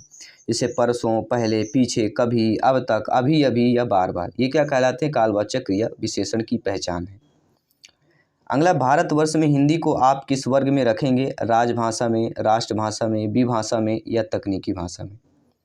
तो भारतवर्ष में हिंदी में अगर पूछा जाए आपको किस वर्ग में रखेंगे, तो आप राजकीय भाषा में रखेंगे, राजभाषा में रखेंगे। पहला ऑप्शन सही हो जाएगा। अगला प्रश्न है, कौन सा शब्द परिमाण बोधक विशेषण कहलाता है? शेर भर दूध, 4 गज, सब धन, इनमें से कोई नहीं। देखिए जैसा आपके एग्जाम्पल में होता है, 2 किलो चीनी ले लो, 2 किलो नमक ले लो, ठीक है, 2 किलो गुड़ ले लो, ये क्या होते हैं हमारे? ये हमारे परिमाण बोधक विशेषण होते हैं। जैसे शेर भर दूध, ठीक है, तो शेर एक नाप हो जाता है, शेर भर दूध मतलब ये क्या हो जाएगा? परिमाण बोधक विशेषण हो जाएगा। पहला ऑप्शन सही हो जाएगा। आठवां प्रश्न दिया गया कि हिंदी में कितने वर्ण होते हैं? बहुत ही काफ़ी इजीली प्रश्न है, सभी लोग जानते होंगे। 52 की बात करेंगे, हिंदी में 52 वर्ण होते हैं। डिटेल से जानेंगे क्योंकि यहाँ से प्रश्न कई बार पूछे जाते हैं, रिपीट होते हैं। वर्गों के व्यवस्थित करने के समूह को क्या कहा जाता है? वर्णमाला कहा जाता है। और हिंदी में उच्चारण के आधार पर 52 वर्ण होते हैं, इनमें 1100 और 41 व्यंजन होते हैं। लेखन के आधार पर 56 वर्ण होते हैं, इनमें 1100 और 41 व्यंजन होते हैं, साथ ही साथ 4 संयुक्त व्यंजन हो जाते हैं। ठीक है, तो ये ध्यान देना है। तो उच्चारण के आधार पर 52 और लेखन के आधार पर 56 हो जाते हैं। 4 संयुक्त व्यंजनों की वृद्धि हो जाती है लेखन के आधार पर अगर बात करें। अगला प्रश्न, इनमें से अल्प प्राण वर्ण कौन से कहलाते हैं? तो सभी लोग जानते हैं, कागा, ये क्या कहलाएंगे? हमारे अल्प प्राण वर्ण कहला जाएंगे। ये अल्प प्राण वर्ण होते क्या हैं? इनको भी जान लेते हैं थोड़ा। देखिए, सरल शब्दों में समझें कि जिन शब्दों के उच्चारण में श्वास वायु कम मात्रा में बाहर निकलती है उन्हें अल्प प्राण कहते हैं। किसमें? जैसे का हो गया, गा हो गया, इसमें श्वास में क्या है, वायु जैसे बाहर कम निकलती है। जैसे पा, फा, बा, इनमें वायु निकलती है ना, लेकिन आप देखेंगे ठीक है, जैसे का, गा, अंगा, जा, अइया, टा, ढा, ड़ा, ता, धा, ना, पा, बा, मा, ये ऐसे वर्ण हैं जिनमें आपका क्या है, उच्चारण में श्वास वायु कम मात्रा में बाहर निकलती, इनको अल्प प्राण कहते हैं। तो अल्प प्राण की संख्या कितनी हो गई? 1 2 3 4 5 6 7 8 9 10 11 12 13 14, ये भी आपको नोट कर लेना है। अगला प्रश्न है, भारत में सर्वाधिक बोले जाने वाली भाषा कौन सी है? हिंदी है, संस्कृत है, तमिल है, उर्दू है। ठीक है, हिंदुस्तान हमारा है, ठीक है, तो हिंदी से हिंदुस्तान हमारा बना हुआ है, तो हम बात करेंगे हिंदी की। ठीक है, तो यहाँ पर बात करें, भारत में सर्वाधिक बोले जाने वाली जो भाषा है वह हिंदी भाषा कहलाती है। अगला प्रश्न है, निम्न में से कंठ ध्वनियाँ कौन सी होती है? कंठ ध्वनियाँ जो कंठ का उच्चारण स्थान पर या जब उच्चारण करते हैं तो कंठ पर कहीं ना कहीं उसका प्रभाव होता है। ठीक है, कंठ का वहाँ पे कहीं ना कहीं कार्य होता है। जैसे का, खा, का, खा, गा, घा, ये बोलते हैं क्या होते हैं? ये कंठ ध्वनियाँ कहलाती है, ये कंठ के उच्चारण से होती हैं, आप बोलते हैं। ठीक है, कंठ से यहाँ पे आपकी आवाज़ निकलती है। तो पहला ऑप्शन जो का, खा, ये हमारे कंठ ध्वनियाँ हो जाएंगी। साथ ही साथ का, खा, गा, घा, ये हमारा जो ग्रुप है, वर्ण है, ठीक है, ये कहलाएंगी कंठ, कंठस्थ ध्वनियाँ, कंठ के उच्चारण की बात करेंगे। अगला, निम्नलिखित में से रूढ़ शब्द बताना है। देखिए, हमने पहले और सेकंड पार्ट में हमने शब्दों के बारे में बताया था, रूढ़ शब्द, यौगिक और योग रूढ़ शब्द। ठीक है, देखिए रूढ़ शब्दों की बात करें, रूढ़ शब्द वे होते हैं जिनका कोई भी खंड सार्थक नहीं होता और परंपरा से किसी विशिष्ट अर्थ में चले आ रहे हैं। जैसे नाक, जल, आग आदि, इनका अगर तोड़ देंगे तो कोई अर्थ नहीं निकलेगा। ठीक है, उसी प्रकार अगर आप वैभव को तोड़ देंगे, ठीक है, तो इसमें कोई अर्थ नहीं निकलता। तो वैभव हमारा क्या हो जाएगा, यहाँ पे रूढ़ शब्द हो जाएगा। अगर आपको डाउट है किसी भी प्रश्न पर, ठीक है, किसी भी, तो आप लोग ज़रूर कमेंट कर सकते हैं। ठीक है, और जलज की बात करें, जलज आपका योग रूढ़ का यह उदाहरण हो जाता है। क्या होता है? जलज जो है योग रूढ़ का उदाहरण हो जाता है आपका। ठीक है, चलिए बात करते हैं अगले प्रश्न, अगले टॉपिक की बात करेंगे, अगले क्वेश्चंस की बात करेंगे। निम्नलिखित में से कौन स्वर नहीं? तो आप सभी लोग जानते हैं स्वरों की अगर बात करें, आ, उ, ए, ऋषि, अन्य हमारा स्वर में नहीं आता। तो अन्य हमारा किस में आ जाता है? अन्य हमारे व्यंजन में आ जाता है। ठीक है, तो अन्य पर नहीं, अन्य हमारा स्वर नहीं कहलाएगा, ये नोट कर लेना आपको। अगला प्रश्न दिया गया स्क्रीन पर है कि दिए गए शब्दों में शुद्ध वर्तनी वाला शब्द हमें बताना है। जी हाँ, ऐसे शब्द का चयन कीजिए जो शुद्ध वर्तनी वाला हो। ज्योत्सना, ज्योत्सना, ज्योत्सना, ज्योत्सना। देखिए, ज्योत्सना एक ये नाम है। अब इस शब्द में बताना शुद्ध वर्तनी ज्योत्सना क्या होता है, तो ज्योत्सना में ये होता है। पहली बात तो आधा ज कर लेना है आपको, क्या करना है, आधा ज के साथ यो इसमें जोड़ देना है, फिर आधा सा, आधा ता, फिर सा, फिर आधा सा कर देना, आधा ना, मतलब ता और सा यहाँ पे आधे आधे होंगे। ज्योत्सना की बात करें। अगला प्रश्न है, निम्नलिखित में से कौन सा शब्द जो है स्वर संधि का उदाहरण होगा? देखिए, अधोगति, तो अधय धन गति, ये हमारा विसर्ग संधि होगा। उच्चारण, उद्धंचारण, उच्चारण और दिग्गज, ये हमारे व्यंजन संधि की बात करेंगे। मनवंतर, मनवंतर ये क्या हो जाएगा? स्वर संधि का उदाहरण हो जाएगा। ठीक है, मनवंतर शब्द में कौन सी होगी? आपकी यण संधि होती है। और यण संधि का आपका क्या हो जाएगा? सभी लोग बताइएगा, यण संधि हम कैसे पहचानते कि ये यण संधि है? सभी लोग बताइएगा।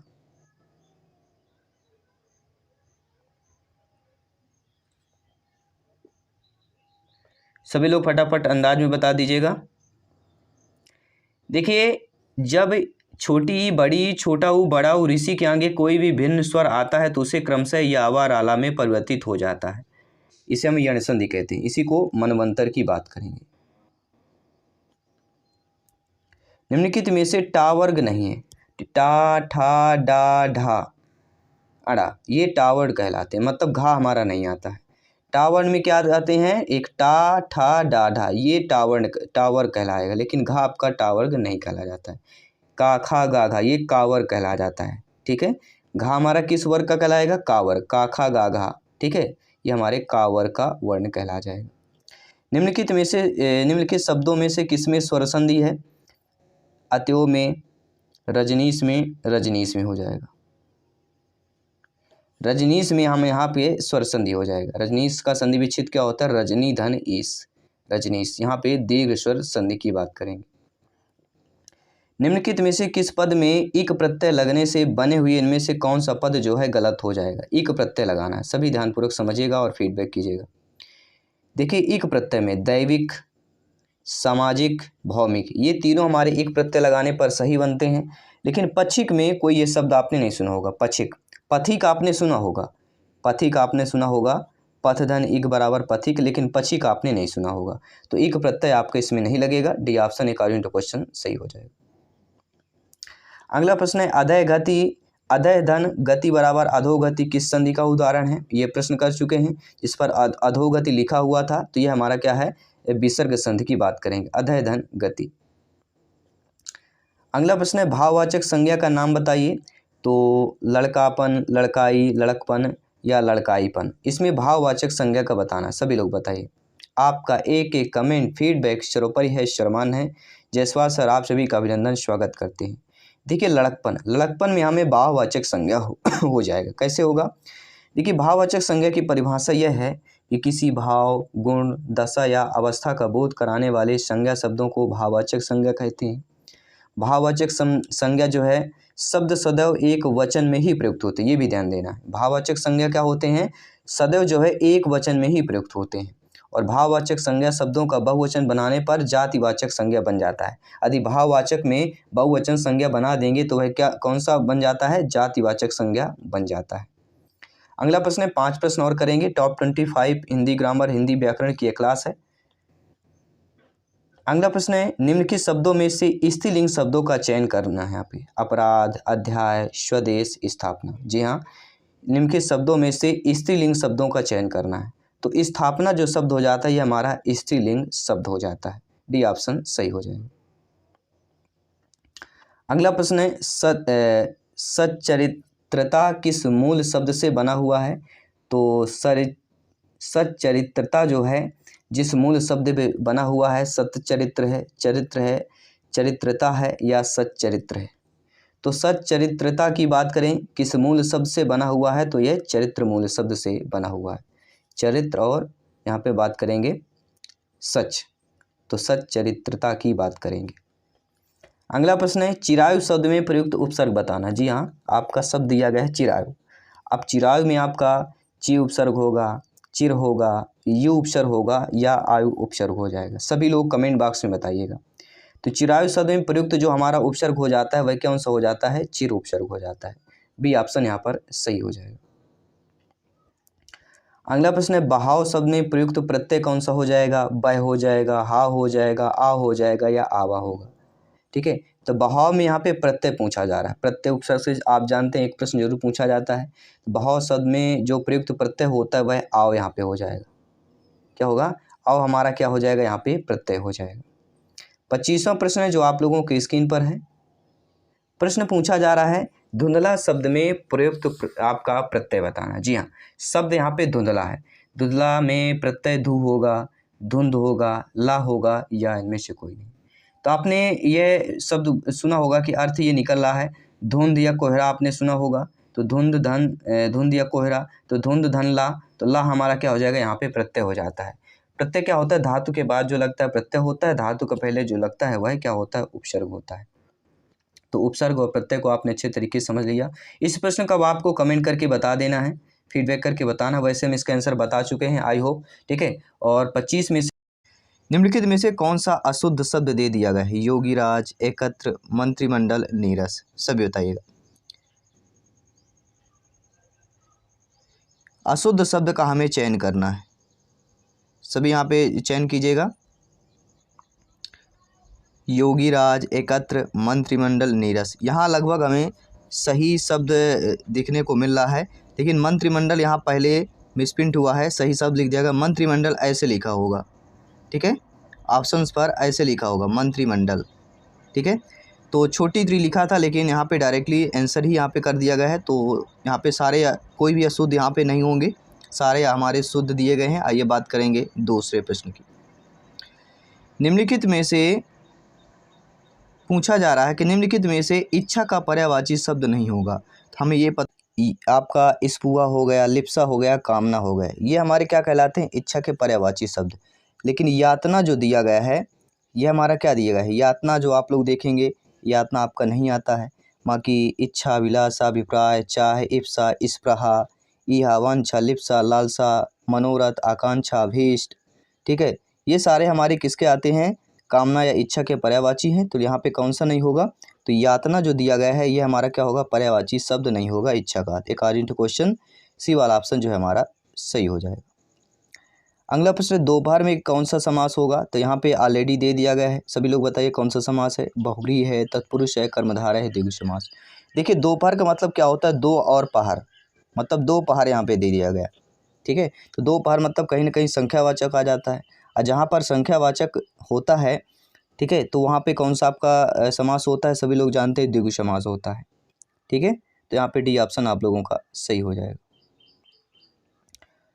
4 नंबर प्रश्न क्या है, देख लेते हैं, आप लोगों की स्क्रीन पर दिया गया है कि मैं आज नहीं पढ़ूंगा, इसमें कौन सा वाक्य है। देखिए क्या कह रहा है प्रश्न, कि मैं आज नहीं पढ़ूंगा, और ये जानते जहाँ जहाँ भी नेगेटिव या नकारात्मक, नहीं मतलब क्या होता है नकारात्मक, और नहीं कहाँ पर होता है, निषेधवाचक वाक्य कहलाते हैं। जहाँ पर नहीं दिया हो कि मैं आज नहीं पढ़ूंगा, ये नहीं हमें क्या सूचित कर देता है, आपके निषेधवाचक वाक्य का सूचक बन जाता है, ठीक है।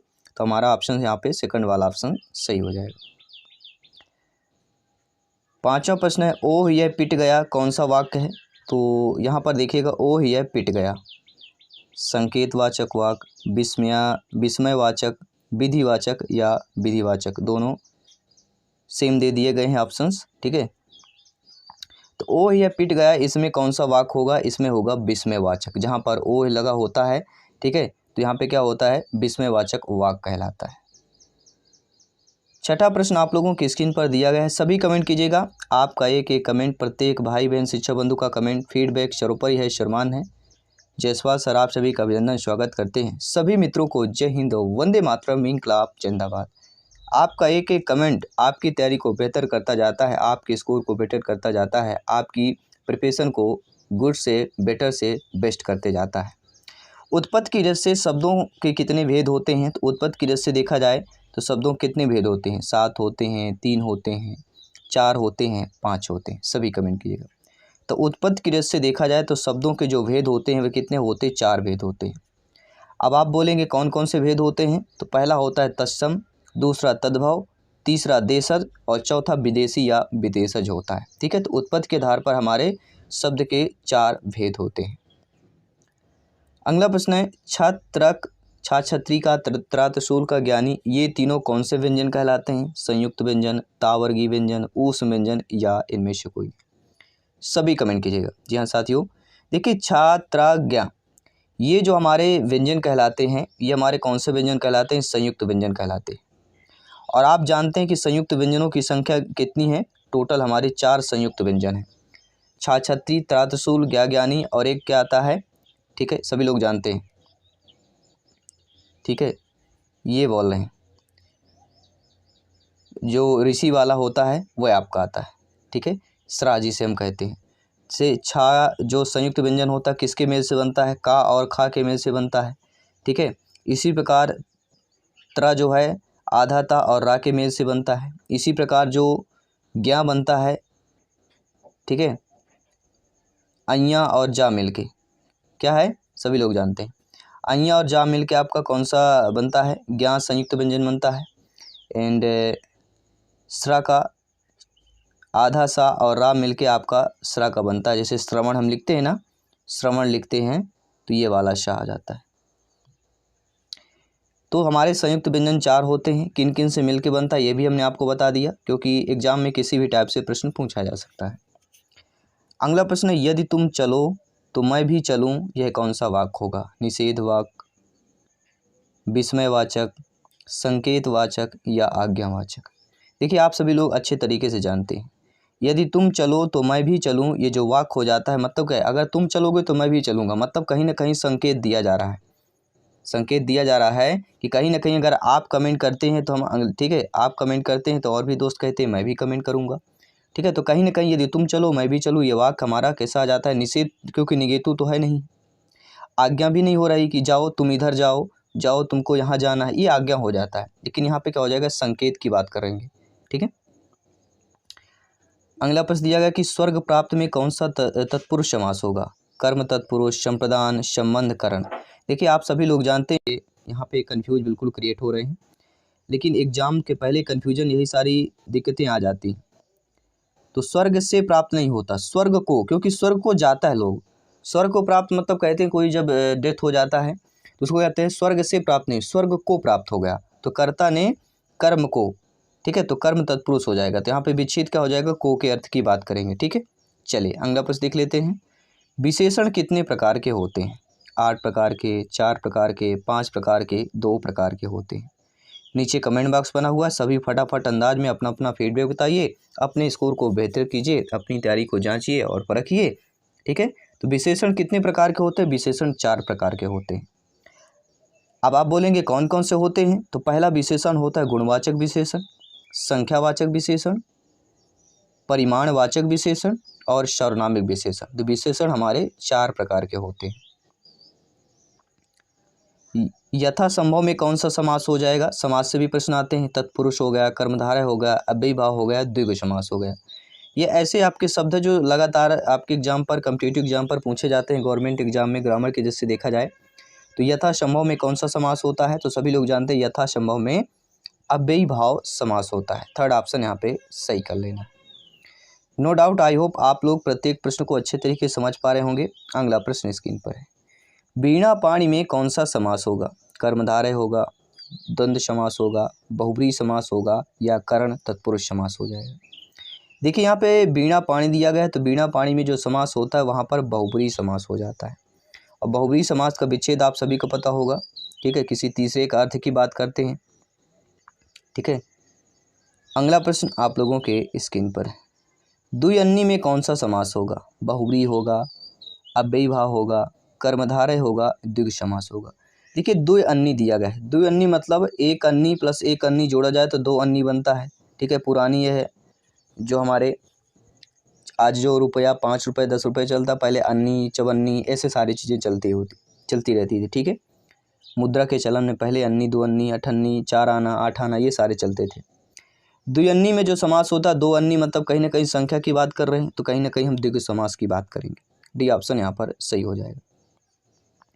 अगला प्रश्न जो बहुत ही कंफ्यूज क्रिएट करता है, पदबंध कितने प्रकार के होते हैं? कहीं अक्सर आपको 3 दिखेंगे, कई सारे आप 3 प्रकार लेते हैं, लेकिन पदबंध के प्रकार की बात करें तो कितने होते हैं? पदबंध के प्रकार आपके 8 प्रकार के होते हैं। कौन कौन से होते हैं? देखिए पदबंध में विकारी और अविकारी दोनों प्रकार के शब्द हो सकते हैं और वे मिलकर व्याकरणिक इकाई पद का कार्य करते हैं। पदबंध के 8 भेद होते हैं जो कि आप लोगों की स्क्रीन पर है। संज्ञा पदबंध, सर्वनाम पदबंध, क्रिया पदबंध, विशेषण पदबंध, क्रिया विशेषण पदबंध, आपका संबंध बोधक पदबंध हो गया, समुच्चय बोधक हो गया और विस्मयादि बोधक पदबंध। ये हमारे 8 पदबंध होते हैं। अगला है निम्नलिखित में से कौन सा अशुद्ध शब्द दिया गया है? अशुद्ध शब्द का चयन करना है। साप्ताहिक, वाष्प, सिंदूर, वीणा। तो आप देखेंगे पहले ऑप्शन को थोड़ा सा नज़र फरमाइएगा। देखिए सप्ताह में आपका ऐसा होता है, लेकिन कहीं ना कहीं जब साप्ताहिक लिखा जाता है तो अपने आप में साप्ताहिक क्या आता है? साप्ताहिक आ जाता है, मतलब कहीं ना कहीं बड़ा सा आ जाता है। ठीक है, तो यहाँ पे हमारा ये अशुद्ध लिखा हुआ है, पहला ऑप्शन सही हो जाएगा। निम्नलिखित में से कौन सा अशुद्ध शब्द दिया गया है? आशीर्वाद, ईर्ष्या, अनुकूल, नक्षत्र। सभी बताइए। देखिए आप लोग ऑप्शन नंबर डी पर थोड़ा नज़र फरमाइएगा कि नक्षत्र किस प्रकार लिखा जाता है। ये आपका नक्षत्र है, यानी कि छा छतरी वाला होना चाहिए। और यहाँ पे आपको क्या लिखा है? छा छाता वाला छा लिखा हुआ है। तो कहीं नहीं कि हमारा जो डी ऑप्शन दिया गया वह अशुद्ध हो जाएगा। बाकी आशीर्वाद सही है, ईर्ष्या सही है और अनुकूल सही शब्द दिए गए। अगला प्रश्न है निम्नलिखित में से कौन सा शब्द जो है आग पर्यायवाची शब्द नहीं है? देखिए आग के पर्यायवाची शब्द यहाँ पे पूछा गया है। तो आप सभी लोग जानते हैं कि हुताशन, वायु शखा, विभावसु, ये हमारे आग के पर्यायवाची हैं। लेकिन विपथगा जो है आग का पर्यायवाची नहीं। तो विपथगा किसका पर्यायवाची होता है? विपथगा आपका सरिता, नदिदा। ठीक है, और विपथगा कैसा संज्ञा है? एक स्त्रीलिंग है, ये भी आपको ध्यान देना है। विपथगा शब्द जो है कौन सा लिंग पर है? स्त्रीलिंग पर है। अगला प्रश्न, निम्नलिखित में से कौन सा शब्द पानी का पर्यायवाची शब्द नहीं है? देखिए, पानी का पर्यायवाची अगर बात करें तो मेघ पुष्प होता है, नीर होता है, अम्ब होता है, लेकिन सर यहाँ पे आपका नहीं होता है। इसलिए according two questions right option number कौन सा हो जाएगा? बी ऑप्शन यहाँ पर सही हो जाएगा। अगला प्रश्न आप लोगों के स्क्रीन पर दिया गया, बहुत ही अच्छा इंटरेस्टेड प्रश्न है, सभी लोग फीडबैक कीजिएगा। और आउट ऑफ 20 में से आप लोगों का स्कोर क्या है, आप लोगों का फीडबैक क्या है, नीचे कमेंट बॉक्स में अवश्य बताइएगा। तो 19वां प्रश्न आप लोगों के स्क्रीन पर है कि निम्नलिखित में से कौन सा शब्द जो है घर का पर्यायवाची शब्द नहीं होता? तो सभी लोग जानते हैं घर यानी शाला, सदन, निकेतन होता है। और पावक सभी लोग जानते हैं घर का पर्यायवाची नहीं है। तो पावक किसका पर्यायवाची है, आपको कमेंट करके बताना है यहाँ पे कि पावक का पर्यायवाची क्या हो जाएगा। ठीक है। और अंतिम 20वां प्रश्न आप लोगों के स्क्रीन पर है कि सर्वनाम कितने प्रकार के होते हैं? 9 प्रकार के, 8 प्रकार के, 10 प्रकार के, 6 प्रकार के। नीचे कमेंट बॉक्स बना हुआ है, अपना अपना फीडबैक बताना है, अपना अपना लोग प्राप्त कर सकते हैं। पहला प्रश्न आप लोगों के स्क्रीन पर है कि वह कुल्हाड़ी से वृक्ष काटता है, इस वाक्य में से किस कारक की विभक्ति हुई है? अधिकरण की, संप्रदान की, करण की या अपादान की हुई है? सभी बताइए। देखिए यहाँ पे दिया गया है, सभी लोग ध्यानपूर्वक देखिएगा। कुल्हाड़ी, वह कुल्हाड़ी से वृक्ष काटता है, तो से के यहाँ पे दिया गया है, तो से के अर्थ में यहाँ पे क्या होता है? ठीक है, तो सभी लोग जानते होंगे शायद से के अर्थ में जिसे हम कहते हैं कर्ता ने करण को संप्रदान, कर्ता ने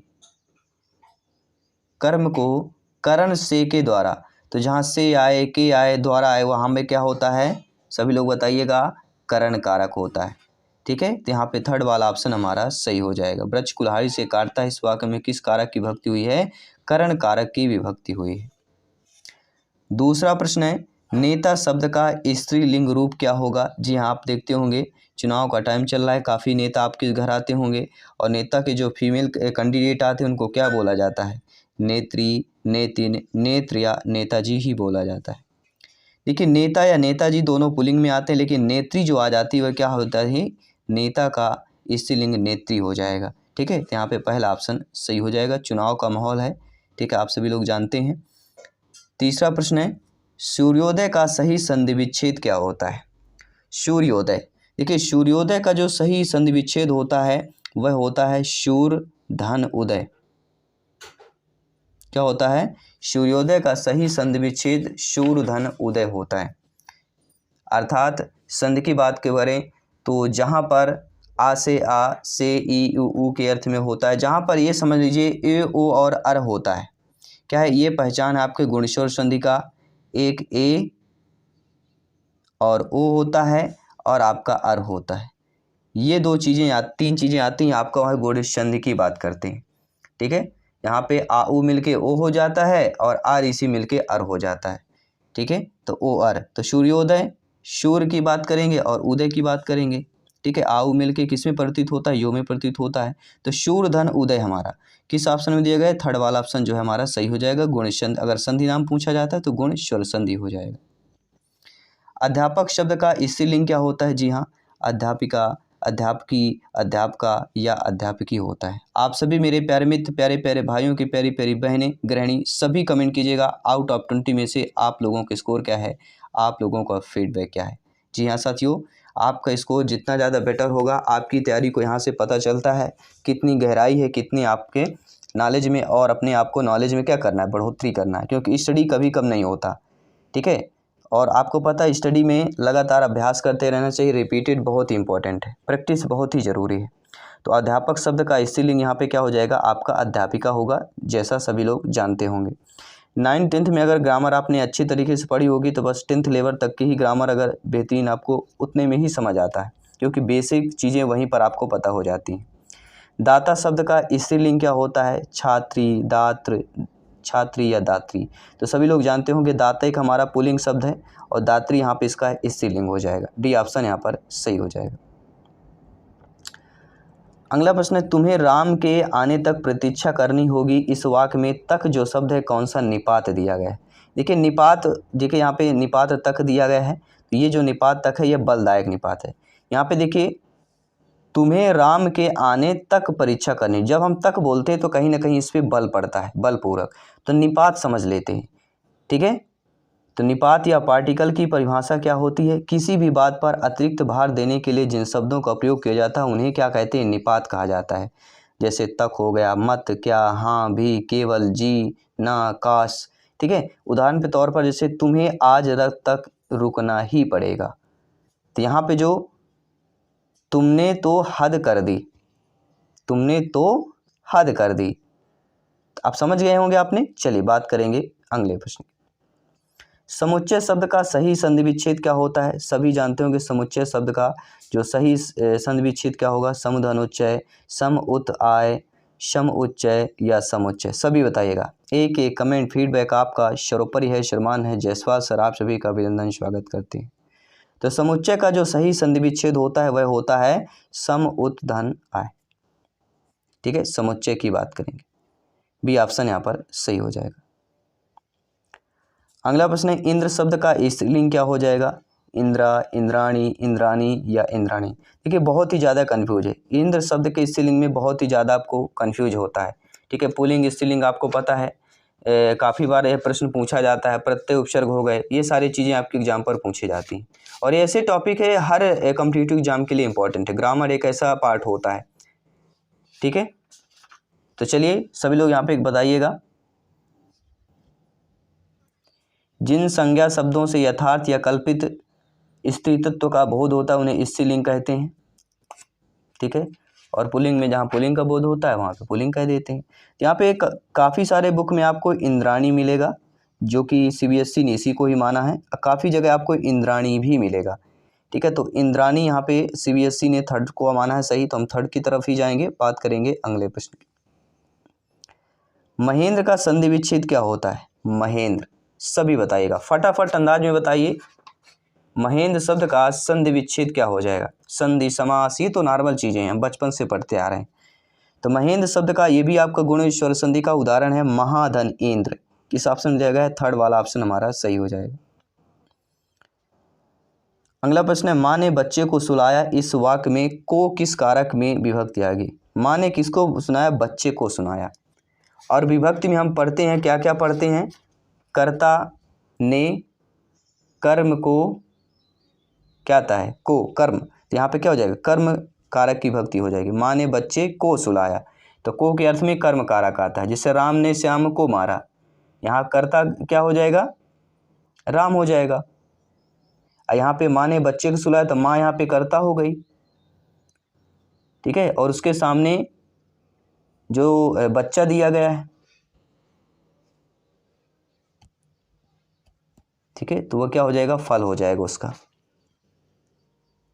आइए बात करेंगे कर्म कारक के साथ साथ अगले प्रश्न की भी बात करेंगे। झूठ मत बोलो, क्या दिया गया यहाँ पे? झूठ मत बोलो। इस वाक्य में जो मत दिया गया है ये कौन सा निपात होगा? निपात वही होते हैं जहाँ पर ज़्यादा बलदायक दिया जाता है, तो कौन सा निपात है? झूठ मत बोलो। मत मतलब क्या होता है? ऐसा काम मत करो या ऐसा काम नहीं करना चाहिए। नहीं या मत अपने आप में एक नेगेटिव, नकारात्मक होते हैं। तो यहाँ पे कौन सा हो जाएगा आपका? निषेध बोधक निपात हो जाएगा। डी ऑप्शन सही कर लेना है। इनमें से कौन सा शब्द जो है संज्ञा से बना हुआ विशेषण है? सुखी, कटु, सुंदर, प्रसन्न। जी हाँ, संज्ञा से बना हुआ विशेषण शब्द की पहचान करके बताना है। सभी बताइएगा।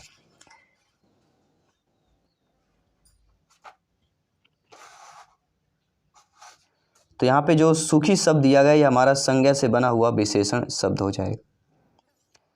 अगला प्रश्न है मरीचि और मरीचि शब्द युग्म का सही अर्थ क्या होता है? तो मरीच और मरीचि शब्द का जो सही अर्थ होता है वह होता है, सभी जानते हैं, किरण और सूर्य की बात करेंगे।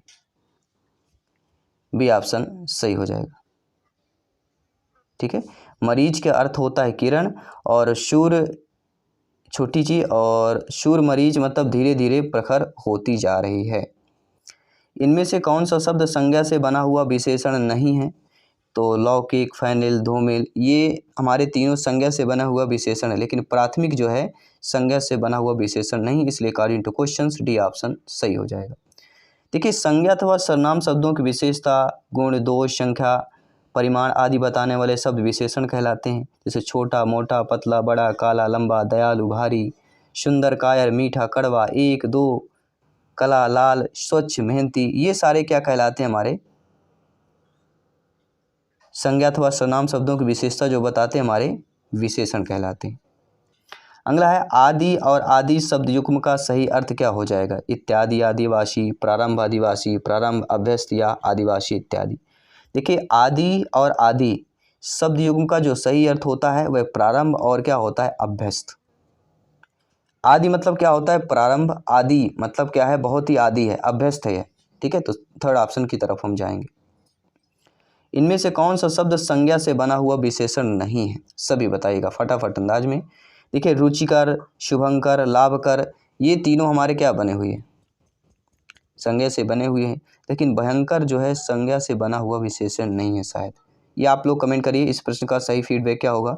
थोड़ा कन्फ्यूजन है हमें, ठीक है, तो डी ऑप्शन हम सही पर जाएंगे, बट थोड़ा कन्फ्यूजन है, आप लोग जरूर क्लियर कीजिए कमेंट के माध्यम से। अगला है अनल अनिल शब्द युग्म का सही अर्थ क्या होता है? तो अनल और अनिल शब्द का, अनल मतलब अग्नि की बात करेंगे और अनिल मतलब जल की बात करेंगे। तो यहाँ हम आपके नहीं, सॉरी गलत हो गया। अनल मतलब होता है अग्नि, लेकिन अनिल मतलब क्या होता है? वायु। जी हाँ, यहाँ पे डी ऑप्शन की बात करेंगे। अनल अनिल अग्नि वायु की बात करेंगे। इनमें से किस शब्द में स्वर मात्रा संबंधी आपकी अशुद्ध दी गई है? अहिल्या, सरोजनी, गृहिणी, प्रदर्शनी, सही बताइएगा। तो यहाँ पे मुझे लग रहा है कि प्रदर्शनी जो यहाँ पे थोड़ा सा गलत दिया गया है, क्योंकि प्रदर्शनी दिया गया है। क्या होता है यहाँ पे? प्रदर्शनी होता है। सी में आपका छोटी भी नहीं होता है, तो यहाँ पे डी ऑप्शन बताए। वैसे अहिल्या भी थोड़ा शुद्ध लिखा, लेकिन कहीं कहीं आपको अहिल्या भी लिखा मिलेगा। लेकिन यहाँ पे मात्रा और स्वर संबंधी देखा जाए तो फिर ऑप्शन नंबर डी की तरफ हम जाएंगे। अजर अजिर शब्द युग्म का सही अर्थ क्या हो जाएगा? तो अजर और अजिर शब्द का सही युग्म होगा देवता और आंगन। कोई भी अगर डाउट हो नीचे कमेंट करें, आपका एक एक कमेंट फीडबैक सर्वोपरि है, शर्मान है। और 20वां प्रश्न, इनमें से कौन सा शब्द व्यंजन संबंधी अशुद्धि है? मनोरथ, पुरस्कार, संस्कार या नीरस, सभी बताइएगा। देखिए व्यंजन संबंधी अगर अशुद्ध की बात करें तो यहाँ पे संस्कार हो जाएगा, क्योंकि यहाँ पे क्या कैसा होता है? संस्कार ऐसे होता है, शुद्ध रूप में हमारा संस्कार ऐसे होता है। तो थर्ड ऑप्शन हमारा सही हो जाएगा। और आप सभी के लिए मॉक क्वेश्चन है, टॉप 20 हमने क्वेश्चन कंप्लीट कर लिए MCQs। एंड इनमें से कौन सा शब्द संज्ञा से बना हुआ विशेषण नहीं है? वित्तीय, मानवीय, स्वकीय, नाटकीय, 4 ऑप्शन दिए गए हैं। तो संज्ञा से बना हुआ विशेषण कौन नहीं है? बाकी 3 आपके संज्ञा से बने हुए विशेषण हैं, आपको बताना है। और टॉप 20 में से आप लोगों ने फीडबैक कितना किया, साथ ही साथ मॉक क्वेश्चन के आंसर क्या होगा आप लोगों को कमेंट करके बताना। मैं आपके साथ जयसवाल सर, देखते हैं आपके कितना स्कोर आता है। आपके सभी कमेंट का मैं रीड करता हूँ, रिप्लाई भी करूँगा, ठीक है। सभी जुड़ जाइएगा, प्लेलिस्ट से जरूर चेक कीजिए। Hindi grammar all competitive exams playlist मिल जाएगी, हिंदी ग्रामर के सारे पार्ट मिल जाएंगे। और ये उन सभी पार्ट से क्वेश्चन लिए जाते हैं जो अक्सर पूछे जाते हैं आपके कॉम्पिटिटिव एग्जाम में, गवर्नमेंट एग्जाम में पूछे जाते हैं, ठीक है। तो चलिए, आई होप सभी प्यार में अच्छे तरीके से समझे होंगे। आई होप अच्छे तरीके की स्क्रीन पर दिया गया है। निम्न में से कौन सा शब्द मूल शब्द का पर्यायवाची नहीं है? मूल शब्द यहाँ पे क्या दिया गया है? छोटा। तो छोटा का पर्यायवाची नहीं है। देखिए छोटा का क्या होता है, सभी लोग जानते होंगे। छोटा का हम लघु भी बोलते हैं, तुच्छ भी बोलते हैं और कनिष्ठ भी बोलते हैं। कनिष्ठ मतलब थोचा। तो अहम जो शब्द दिया गया है यह आपके मूल शब्द अगर छोटा का पर्यायवाची नहीं होगा। और यही पूछा जा रहा है कि क्या पर्यायवाची नहीं होगा, तो अहम जो है यहाँ पे छोटा का पर्यायवाची आपका नहीं होगा, ठीक है। According to question second option जो है हमारा सही हो जाएगा। इसके बाद दूसरा प्रश्न दिया गया है कि इनमें से कौन सा शब्द मूल शब्द का पर्यायवाची नहीं है? मूल शब्द क्या दिया गया है? घमंड दिया गया है। और घमंड का क्या क्या पर्यायवाची नहीं होगा? ठीक है, घमंड का होता है गर्व करना, ऐंठ करना, दर्प करना। लेकिन एहसास, घमंड का जो पर्यायवाची आभास अब एहसास जो है नहीं होता है, ठीक। काफ़ी सिंपल सा प्रश्न था। तो दम्भ, अहंकार, गर्व, अभिमान, दर्प, मदद, ये सारे आपके मद किसके होते हैं? घमंड के पर्यायवाची होते हैं।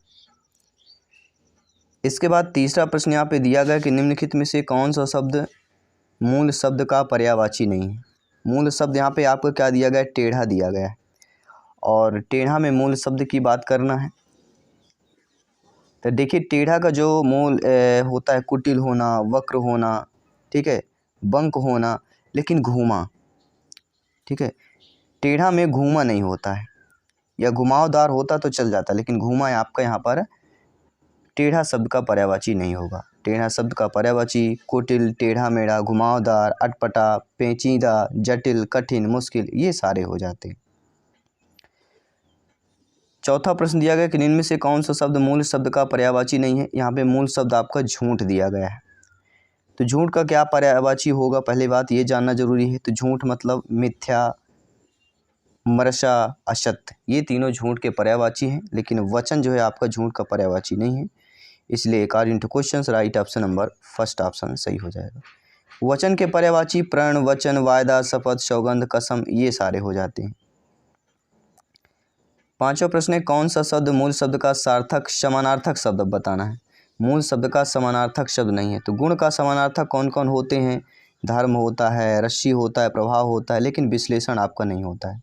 तो गुण का समानार्थक शब्द क्या नहीं होगा, विश्लेषण आपका नहीं होगा। ठीक है, अगला प्रश्न देख लेते हैं क्या स्क्रीन पर है। 6 नंबर प्रश्न आप लोगों के स्क्रीन पर दिया गया है कि निम्न प्रश्न के सर्वोत्तम विलोम को पहचानना है। सरल का विलोम, तो विलोम का चयन कीजिए कि सरल बहुत ही अच्छा है, कठिन का मुश्किल होता है, मुमकिन का नामुमकिन होता है, और सरल का क्या होता है, विलोम जटिल होता है। तो यहाँ पे फोर्थ ऑप्शन आप लोगों का सही हो जाएगा। 7वां प्रश्न है निम्न में से प्रश्न के सर्वोत्तम विलोम दरिद्र को पहचानना। यहाँ पे क्या विलोम पहचाना आपको, दरिद्र। तो दरिद्र का विलोम क्या होता है, दरिद्रता मतलब क्या होता है, कौशल, यश, संपत्ति, वैभव। तो दरिद्र का विलोम आपका यहाँ पे क्या हो जाएगा, वैभव हो जाएगा। कहीं उसके पास तो दरिद्रता है, अरे वो तो बहुत ही वैभव है, मतलब दरिद्र का विलोम वैभव हो जाएगा। वैभवशाली यानी हर तरह से संपूर्ण। निम्न प्रश्न के सर्वोत्तम विलोम को पहचानिए। महान का विलोम क्या हो जाएगा, सभी कमेंट करके बताइए। महान शब्द का विलोम क्या होगा, क्षुद्र होगा, छोटा होगा, तुच्छ होगा, या अमहान हो जाएगा। देखिए महान का जो विलोम होता है वह होता है क्षुद्र, ये ध्यान देना।